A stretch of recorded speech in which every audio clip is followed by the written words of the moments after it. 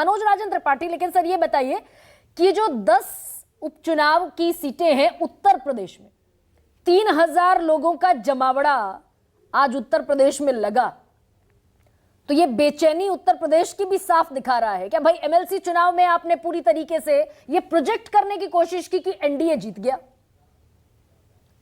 तो India block भी अब इन उपचुनावों को, ये तो वैसे भी जनता का मैंडेट है, वो विधायकों की जोड़ तोड़ का मैंडेट था। अगला ये जो चैलेंज है बड़ा उत्तर प्रदेश का सामने खड़ा।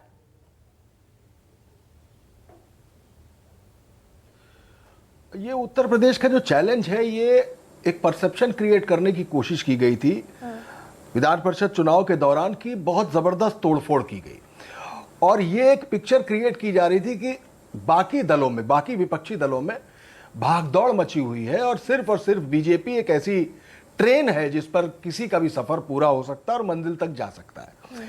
लेकिन पिछले 3.5-4 सालों से, मैं योगी 2 गवर्नमेंट प्लस योगी 1 गवर्नमेंट दोनों के स्पैन की बात कर रहा हूं, जो सेंट्रल गवर्नमेंट नहीं बल्कि संगठन की बात करूंगा, उसको लेकर और उत्तर प्रदेश की सरकार को लेकर जो रिफ्ट शुरू हुए, उन सारे रिफ्ट ने उत्तर प्रदेश में कमजोर करना शुरू किया भाजपा को। यह कमजोरी यहां तक आ गई कि उत्तर प्रदेश में एक बात फैल गई कि ठाकुर नाराज है, जबकि उत्तर प्रदेश बदनाम है इस बात के लिए कि यहां ठाकुर को छोड़कर बाकी सब नाराज है। लेकिन लोकसभा चुनाव में ठाकुर नाराज हो जाता है, हम अयोध्या खो देते हैं, अभी महाकुंभ होने जा रहा है, इलाहाबाद खो देते हैं जी। बिल्कुल, काशी में वोट कहां तक कितनी हार का अंतर पहुंचा, इस आप देख रहे हैं। तो ये बेसिक एक बार फिर ये बात कहूंगा कि बेसिक झगड़ा अमित शाह और योगी आदित्यनाथ के बीच में है और ये झगड़ा इस संगठन को उत्तर प्रदेश में लगातार कमजोर कर रहा है। जो बात आपने कही थी कि जहां से पार्टी का इंसेप्शन हुआ था, तो दैट इज इन यूपी, वो अयोध्या से शुरू होता है, वो काशी से शुरू होता है, वो मथुरा से शुरू होता है। इसीलिए आज हम चर्चा कर रहे हैं बद्रीनाथ की भी।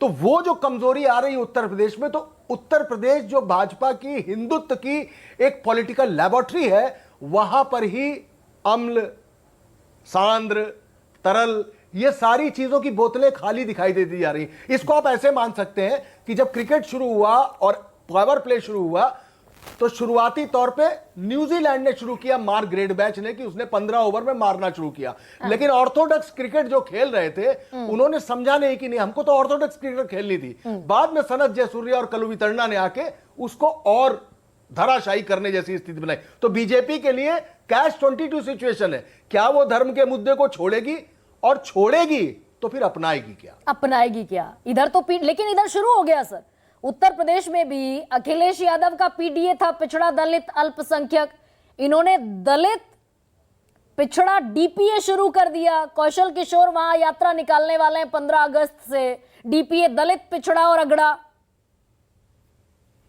अल्पसंख्यक छोड़ दिया, उसमें अल्पसंख्यक नहीं है हालांकि। तो ये पीडीए वर्सेस डीपीए दिखना शुरू होगा क्या अब? हाँ, वो बिल्कुल शुरू होगा। यही क्योंकि सबसे ज्यादा सूट क्या करता है बीजेपी को? धर्म। अगर धर्म है तो सारी हिंदू जातियां एक धर्म में बंधी हुई है। कोई नहीं सोचता कि कौन ब्राह्मण है, कौन दलित है, कौन जाटव है, कौन पिछड़ा, नहीं देखता।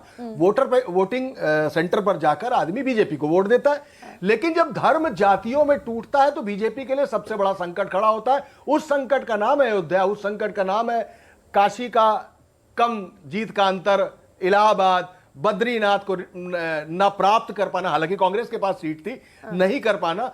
वो बीजेपी के लिए संकट की स्थिति है कि इन जातियों को अब जातियों के साथ कैसे खेला जाए, इनको अपने साथ कैसे जोड़ा जाए, क्योंकि कंटेंडर्स जो है साथ में, चाहे वो कांग्रेस हो या उत्तर प्रदेश में बड़ी पार्टी समाजवादी पार्टी हो, वो जिस तरीके से जोड़ रही है और बसपा जिस तरीके से खत्म हो रही है उत्तर प्रदेश में, ये बीजेपी के लिए नुकसान का एक बहुत बड़ा मसौदा हो गया है। तो ये जो 10 उपचुनाव, जातियां ये जो 10 सीटों पर मनोज जी उनके लिए उपचुनाव होने वाले हैं पड़ेंगे, वरना धर्म ही सूट करेगा। हाँ, धर्म और विकल्प है क्या?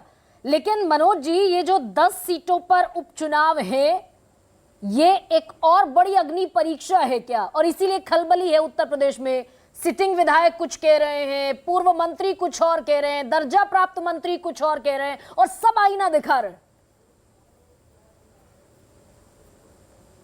उत्तर प्रदेश हाँ, सभी लोग जैसे कुछ ना राज्य कुछ कह रहे हैं। जहां आनंद भाई शुक्ला, जिन पर आरके पटेल ने चुनाव जहां हाराने योगी का- आदित्यनाथ दोबारा जीत कर आ गए, जिसकी हिस्ट्री में कोई ट्रैक रिकॉर्ड नहीं था, भाई कोई मुख्यमंत्री दोबारा भी आ सकता है, पूर्ण बहुमत के साथ आ सकता है।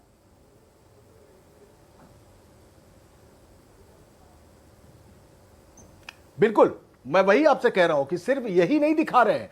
आनंद शुक्ला जो बीजेपी के विधायक थे, वो आरके पटेल जब चुनाव हारते हैं तो आरके पटेल आरोप लगाते हैं कि आनंद शुक्ला ने चुनाव हरा दिया बांदा में, जो चित्रकूट की बात हम कर रहे हैं। इसी तरीके से संगीत सोम वाला झंझट सबको मालूम संजीव है। बात। इसी तरीके से ब्रजभूषण शरण सिंह कहते हैं कि यूपी में योगी मेरे मुख्यमंत्री हैं, नेता मेरे मोदी हैं। तो रिफ्ट साफ तौर पर समझा जा सकता है। पूरा कंफ्यूजन प्रिवेल कर रहा है और यह कंफ्यूजन लगातार बढ़ता ही चला जा रहा है। 10 सीटों के चुनाव की बात है तो वास्तव में कहा जाता है कि ये उपचुनाव जो होते हैं तो सरकारों के चुनाव होते हैं, लेकिन इसी उत्तर प्रदेश में योगी वन के दौरान गोरखपुर और कैराना 2 चुनाव बीजेपी हारी भी थी और अब 10 चुनाव इन हालातों में थोड़े से कठिन नजर आते हैं और 2027 के लिए तो बहुत तैयारी करनी है। बहुत तैयारी तो